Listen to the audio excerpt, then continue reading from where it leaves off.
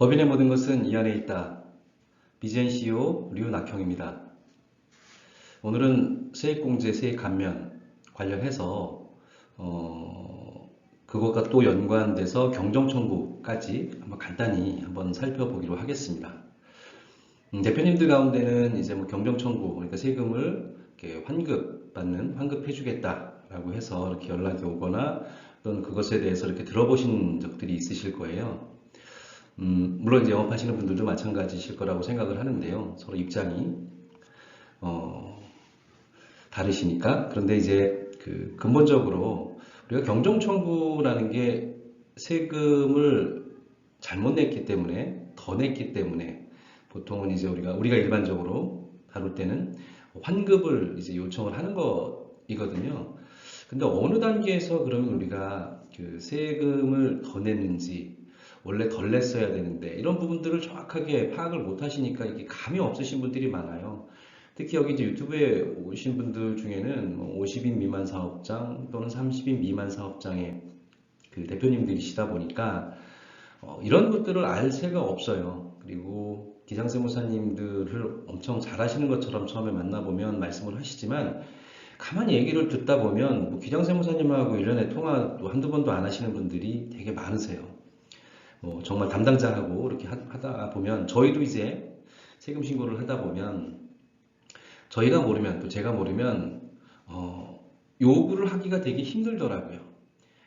담당자가 요거 대표님 법인세 관련해서 자료들 준비해 주세요 라고 예를 들어서 얘기한다라고 하면 대표님이 잘 아시면 그런데 요런 것들이 우리가 돼 있기 때문에 혹시 세금 감면이나 그 세액공제가 된다고 들었는데 그런 것들도 같이 좀 확인해 주십시오라고 얘기를 하실 수 있으면 좋은데, 또는 가결선하시면서 그런 것들을 서로 논의가 되면 좋은데, 제가 알기로는 저도 많은 업체들을 컨설팅 해드리고 있지만 그런 데는 저는 본 적이 별로 없는 것 같아요. 자, 그래서 대표님들도 좀 상식적으로 알고 계십사, 직접 실행을 하실 수는 없으시겠지만 알고 계시면 그 이후에 경정 청구를 굳이 하지 않으셔도 사전에 세액공제나 세액감면을 통해서 받으시면 되니까요. 그런 의미에서 한번 들어보시면 좋을 것 같습니다.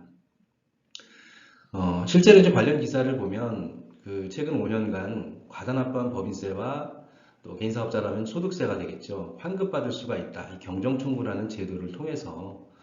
그래서 여기 그 최근에 경정청구라는 제도를 통한 과다납부한 법인세나 지방세를 사후정산해서 돌려받는 사례가 늘고 있다. 그러니까 몰랐을 거예요. 지금까지는 많은 그 소규모 회사들이 어느 시점부터 이 법인과 관련된 것들이 되게 비상장 중소기업과 관련된 많은 이슈들이 처음에 대표님들이 잘 모르시다가 여기저기서 이제 얘기를 듣고 조금씩 시도를 하시게 되는 거죠. 그러다 보니까 이제 이런 일이 생기는데요. 법인세를 신고 납부한 사업자가 최근 5년간 조세 특례 그 제한법에 규정한 각종 공제 혜택, 보통 이제 그 세액공제나 이런 것들이 그 조특법이라고 하는 그런 그 법령 안에서 대부분 이제 이루어지니까요. 그래서 더 납부한 세금이 있는지를 검증해서 과납부한 세금이 있다면 그 이를 환급받는 그런 제도입니다. 그게 경정청구고요.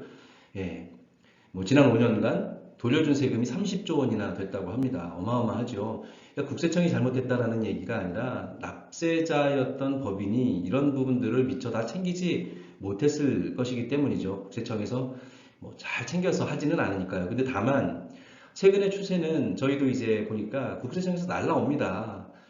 그 세액공제나 세금 감면 받을 수 있는 것들이 있는지 이런 것들에 대해서 안내 자료들이 이제 오기 시작해요. 그러니까 대표님들이 이런 부분들을 조금 더 꼼꼼히 살펴보시면 되는데 글쎄요, 잘 안 살펴보시는 것 같기도 합니다.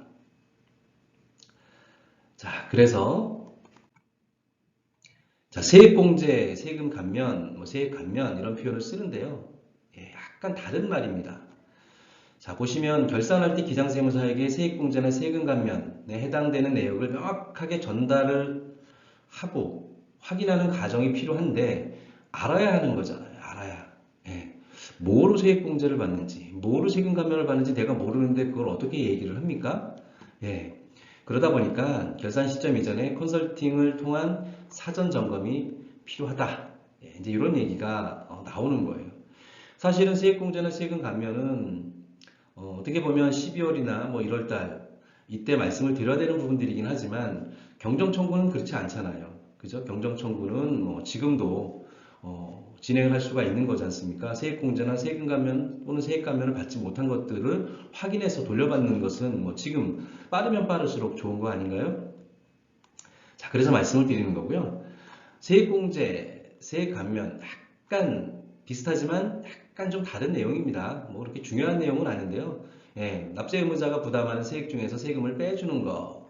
그리고 산출세액이 없거나 최저한세에 해당으로 미공제세액은 10년간 2월 공제한다. 내가 세액공제를 받을 만한 어쨌든 그 사항이 있었는데 세금이 없을 수도 있잖아요. 기본적으로 이익이 없어서 그럴 수도 있고요. 또 최저한세 때문에 세금을 최저한세만큼은 내줘야 되기 때문에 해당 부분들에 대해서 세액공제를 미처 받지 못했다. 최저한세를 내야 되는 부분들이 있으니까 그 한도만큼은 그런 경우라고 하면 10년간 2월 공제하니까요. 다음에 또 그 다음에도 계속해서 세액공제를 받을 수가 있습니다. 그러니까 공제를 받을 수가 있는 거죠. 2월 공제하니까 감면을 받을 수 있는 거죠. 지금 해놓으니까 설사 올해 못 받았다고 해도 이익이 없어서 못 받았다고 해도 내년에 이익이 많이 생겼을 때 공제받을 수가 있는 거죠. 10년간 2월 공제하니까요. 그래서 해놓으시는 게 당연히 좋죠. 왜 좋으냐? 이게 우리가 단순히 판관비를 늘려서 세금을 줄이는 개념하고는 분명히 다릅니다. 그 이유는 좀 이따 제가 다시 말씀을 드릴게요. 뭐 세액 감면도 뭐 유사한 거죠. 근데 이제 이거 좀 다른 점이라고 하면 산출세액을 기준으로 해서 특정 사유에 따라서 발생된 일정 비율을 산출세액에서 감액하는 방법입니다. 이거는 이제 다시 한번 보시면 되고요. 뭐 이 내용은 그렇게 중요하지 않습니다. 세액 공제가 있다. 세액 감면이라는 게 있다라는 정도를 일단 아시면 되는 거고요. 다만 세액 공제하고 세액 감면이 다른 점 중에 또 하나는 세액 감면 같은 경우에는 산출세액이 없거나 최저한세에 해당이 돼서 세액 감면을 못 받아도 요거는 이제 세액 공제를 못 받아도죠. 미공제세액 못 받아도 이후에 10년간 2월 공제한다는 뜻인데 세액 감면과 관련된 부분은 이런 항목은 2월 공제되지 않고 소멸된다는 뜻입니다. 자, 그러면 세액 공제가 있고 세액 감면이 있다라는 뜻이겠죠. 요거는 요 단어만 잘 기억하시면 됩니다. 요 앞에 이제 어떤 것들이 붙겠죠. 그 내용들이. 그건 이제 좀 이따 한번 보시고요. 최저한세라는 거가 있습니다. 최저한세라는 게 뭐냐면 니네 요만큼은 세금을 내줘. 법인세 세액공제 받는 것도 좋고 세액 감면 받는 것도 좋은데 그래서 다 공제받고 감면 받으면 세금을 낼 게 없으면 나라가 살림하는 것도 힘들고 또 다른 기업과 형평성도 좀 맞지 않을 수도 있죠. 세액 공제나 세액 감면이 너무 많으면 어쨌든 이제 여러 가지 세부담의 형평성 등 뭐 이런 것들이 있으니까 그래도 소득이 있으면 세금을 좀 내. 그래서 최저한 세율이라는 걸 정해놓고 중소기업 니네는 요만큼은 최소한 좀 내줘. 그게 최저한세입니다. 그러니까 최저한세보다 최저한세까지는 어쨌든 세액 감면은 세금 공제를 받을 수 있지만 이 최저한세만큼은 세액 감면을 그 애는 받지 못하거나 또 세액 공제를 받지 못하는 거죠. 그 최저한세만큼은 내줘야 된다는 그런 의미입니다.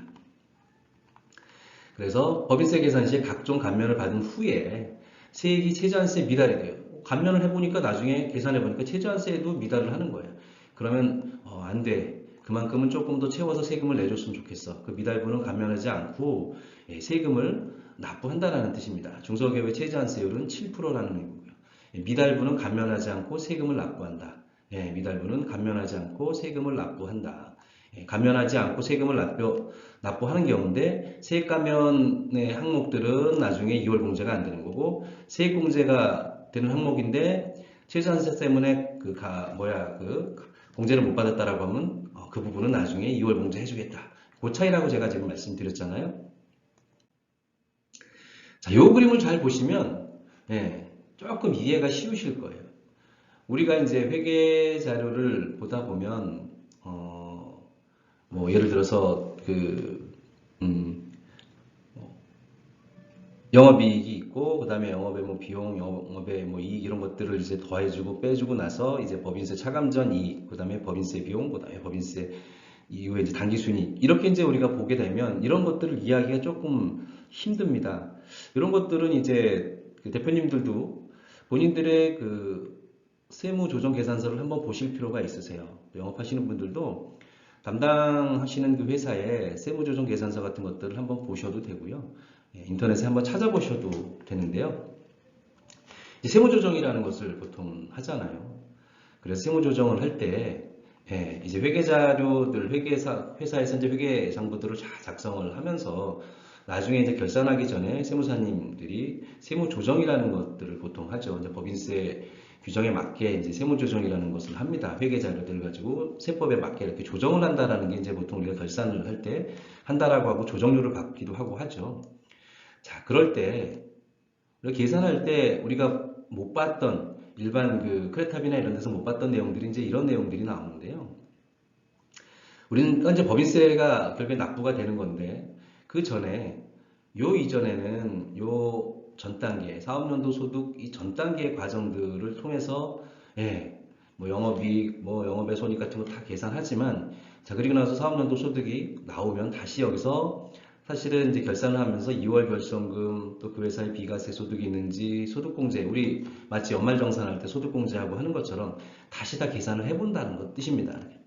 그래서 그 사업연도 소득에서 이런 것들을 빼주고 나면 이제 과표가 나오죠.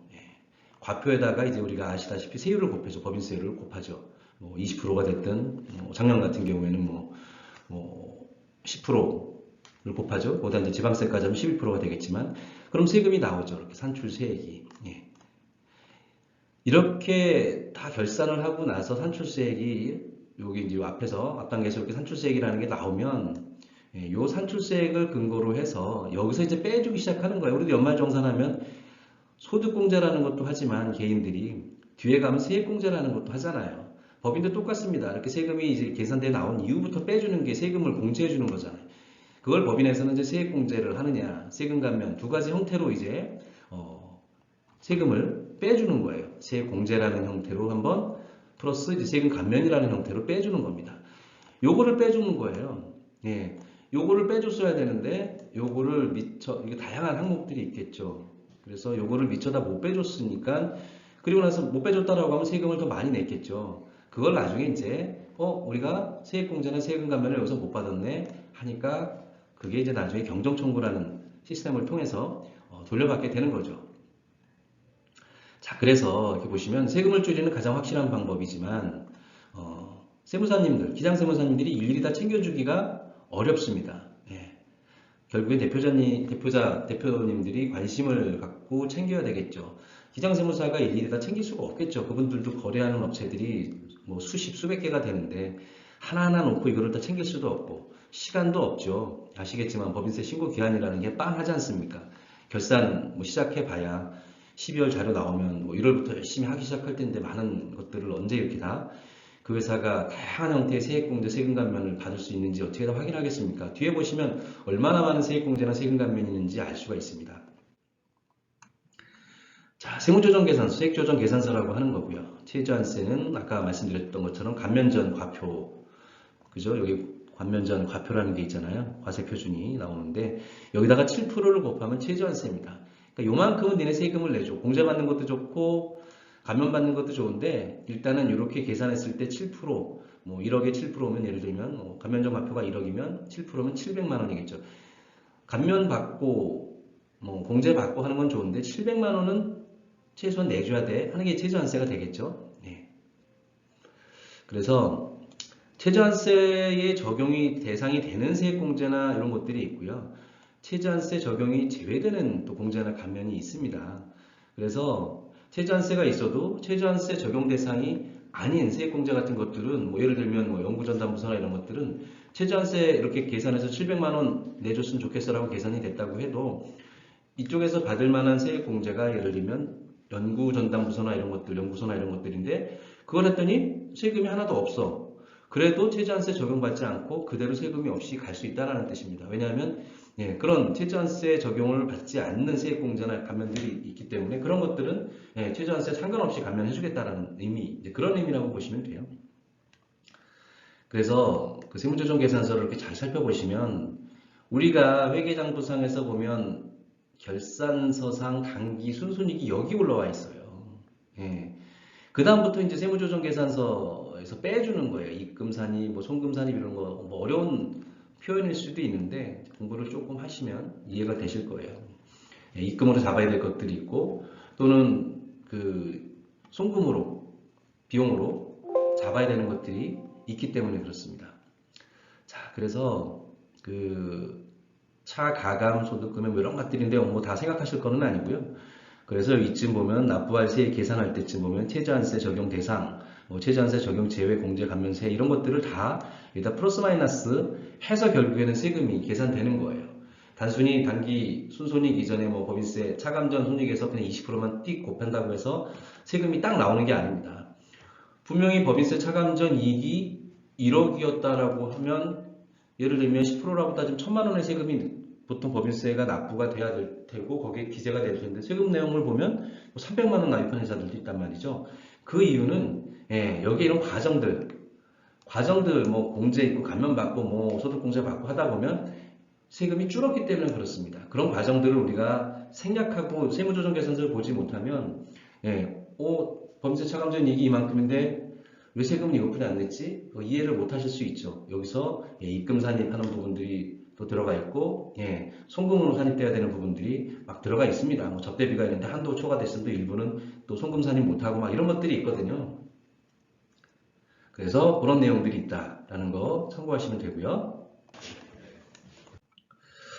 자, 그래서 세액 공제가 있고 아까 이제 세액 감면이라는 게 있다고 말씀드렸잖아요. 이제 저희가 표를 하나 만들어 놨는데 구체적인 내용들이 또 따로 있기는 한데 여기에 다 그걸 오픈할 수는 없고요.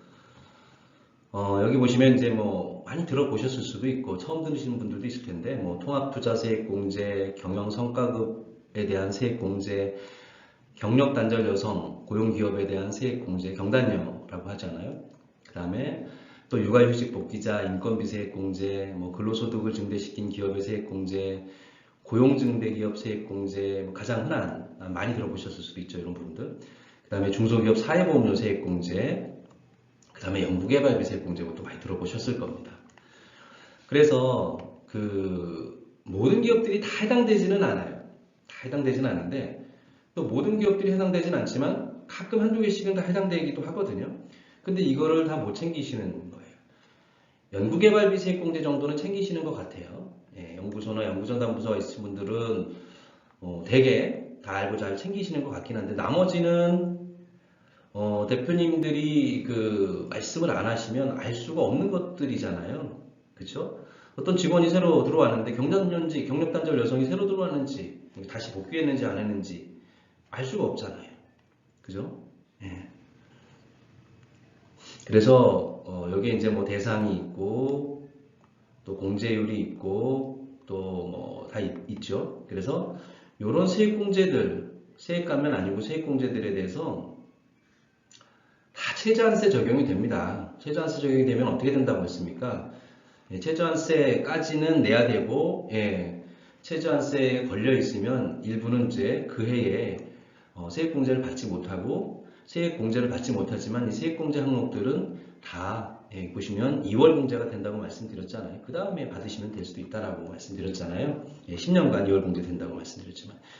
근데 유일하게 여기서 보시면 그 최저한세 적용이 안 되는 게 바로 그 연구개발비 세액공제입니다. 그 연구개발비 세액공제는 최저한세 적용을 받지 않는다고 좀 전에 다시 한번 말씀을 드렸죠. 또 하나 우리가 잘 살펴보셔야 될 게 뭐냐면 중복 적용이 안 되는 것들이 있습니다. 예를 들면 세액 감면하고 통합투자세액공제는 중복이 안 돼요. 그러니까 뭐 예를 들면 어떤 세액 감면이 있는데 그게 있고 통합투자세액공제를 받을 수도 있는데 어쨌든 그해 작년에 어떤 투자가 있었다라고 하면 둘 중에 하나를 선택해야 된다는 거죠. 더 큰 걸 선택해야 되겠죠.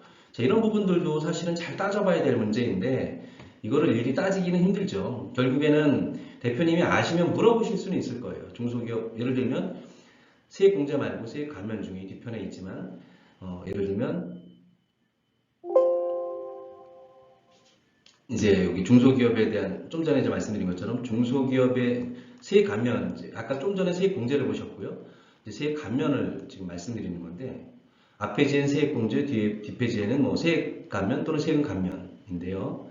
예를 들면 좀 전에 말씀드린 것처럼 통합투자세액 공제가 있을 수 있지만 이렇게 세액 감면 항목도 물론 이것만 있는 건 아니에요. 이제 제일 이제 중요한 것들 또는 주요한 것들을 제가 기재를 해놓은 건데, 예. 여기 보시면 중복 적용이 안 돼요.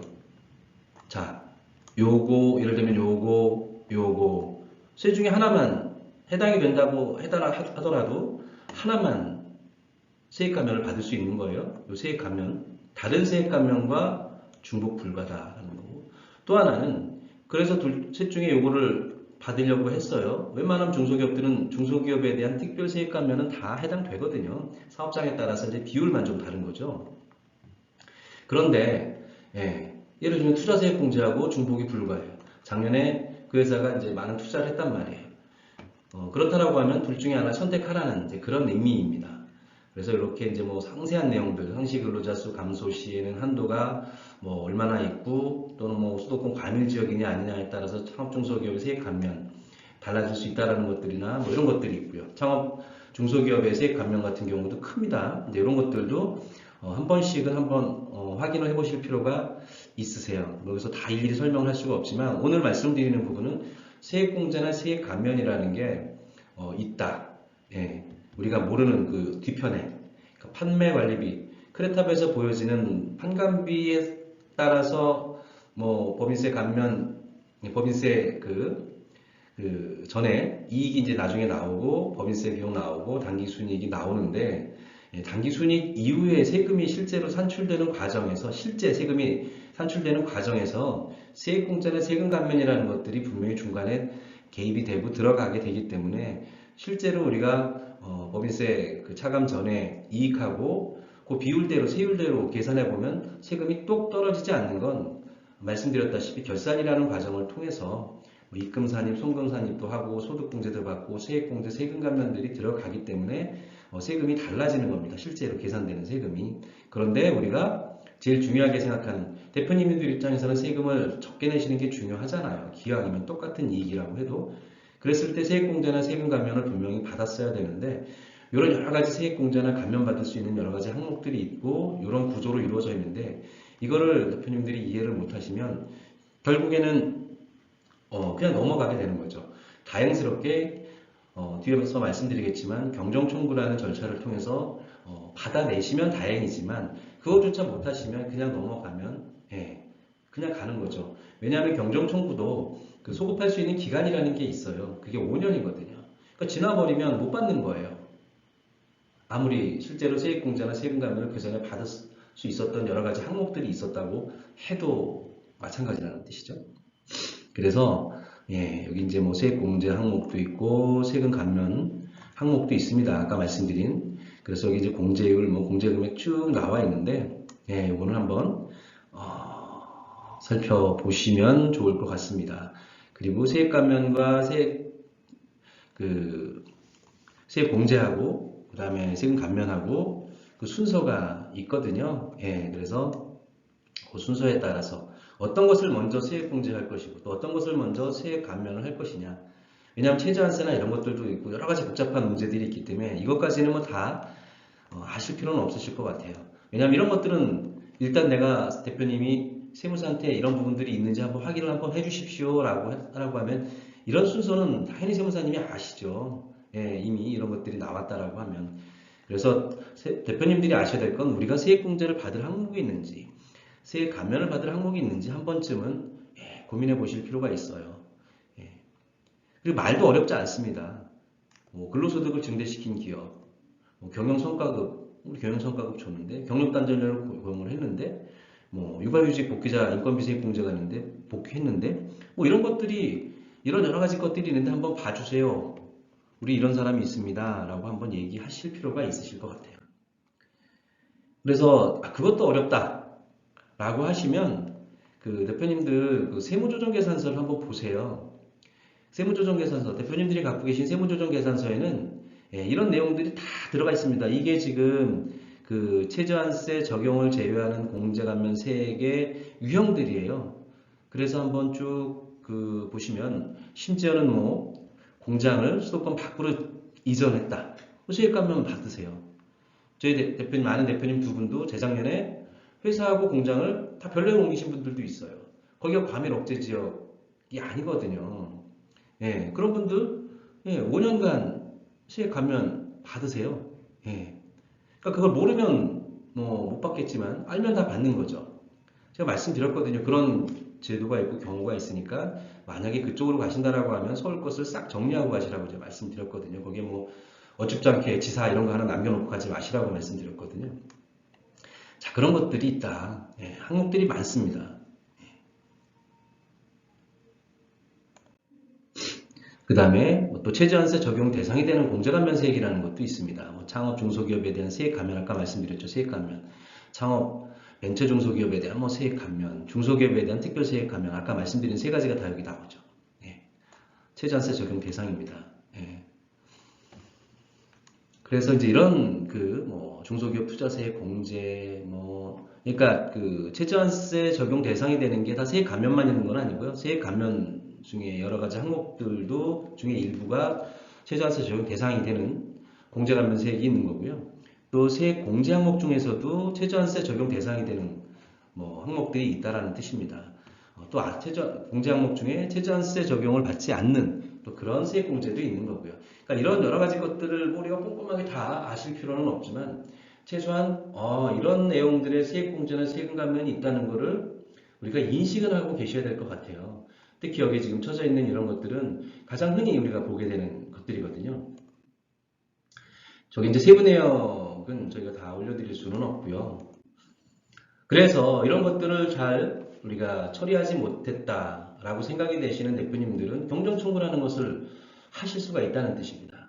예. 자, 왜 경정 청구를 해야 되냐? 경정 청구 제도가 뭐냐? 지상세무사는 우리 세금을 꼼꼼히 확인할 수 있을까? 보시면 아시죠? 그죠? 다 느끼시잖아요. 대부분 기업들이 매년 3월에 동시 결산하죠. 시간이 없어요. 세무사들도 시간이 없고요. 그러니까 모든 기업에 대해서 꼼꼼히 살필 수가 없어요. 예, 세무사들이 꼼꼼히 살펴갈 수가 없습니다. 그렇지만 다행스럽게도 시간을 놓친 세액공제나 세금 감면에 대해서 국세청이 경정청구라는 제도를 통해서 세금을 환급해 줍니다. 합법적인 절차죠. 그래서 국세청으로부터 돌려받을 수 있는 제도입니다. 이런 제도가 있는데 아시죠? 제도라는 것을 활용하면 돌려받을 수 있는 거고요. 활용하지 못하고 그냥 넘어가면 시간이 간 것만큼은 돌려받지 못한다라는 거예요. 그래서 그 경정청구는 납세자의 기본 권리입니다. 그래서 많은 뭐 회사들이나 이렇게 많은 뭐 컨설팅 하시는 분들이 경정청구 하신다고 또 해주신다고 얘기를 하시는데 대표님들 알고 계셔야 될 필요가 있습니다. 아, 경정청구라는 게 그것 때문에 생긴 거구나 라는 걸 아시고 나면 훨씬 더 대응이 편하실 거예요. 네, 편하실 겁니다. 그리고 경정청구를 한다고 해서 뭐 다 돌려주는 거는 아니죠. 다 따져보고 돌려주는 거니까요. 예. 그 다음에 대표님들이 이제 걱정을 하시는 게 뭐냐면 혹시라도 경정청구를 우리가 하면 세금을 돌려받는 거잖아요. 그러면 경정청구 때문에 세금 돌려받는데 이게 혹시 미운털 박혀서 세무조사를 받는 거 아닐까? 라고 아주 민감해 하시는 대표님들도 계시는데요. 예, 그런 경우는 없습니다. 처리하는 부서도 다르고요. 예. 왜냐하면 우리가 뭐 예를 들어서 판매관리비에서 뭐 인건비를 어쩌고 저쩌고 하고 뭐 비용 처리 요게 잘못됐고 뭐 이런 개념으로 지금 접근하는 게 아니잖아요. 얘기했던 것처럼 세액 공제나 세액 감면이라는 기본적인 제도가 있고 우리가 그것에 대해서 무지하기 때문에 그 부분에 대해서 고용을 해서 나라에서 정책적으로 고용을 했다라고 하면 예를 들면 이만큼 세금을 감면해줘 라고 정책적으로 했는데 대표가 모를 수 있잖아요. 그거를. 왜냐하면 일하기 바쁘시니까. 근데 그런 부분들을 내가 깜빡했습니다. 돌려주세요 라고 했다고 해서 상식적으로 생각을 해보세요. 국세청에서 야 니네 이거 왜 돌려받아? 라고 하지는 않는다라는 거예요. 그죠? 예, 그래서 그런 얘기입니다. 뭐 중소기업을 하시는 분들, 뭐 여기서 기업이라는 게 꼭 법인만 얘기하는 건 아닙니다. 예. 개인사업자도 마찬가지고 병원 운영하시는 원장님들도 마찬가지죠. 예. 놓친 세액공제, 세금 감면 분명히 존재하죠. 예. 그래서 환수하는 절차가 필요하다. 이 얘기입니다. 그래서 관련 서류를 절차가 있습니다. 예, 저희도 절차가 있는데요.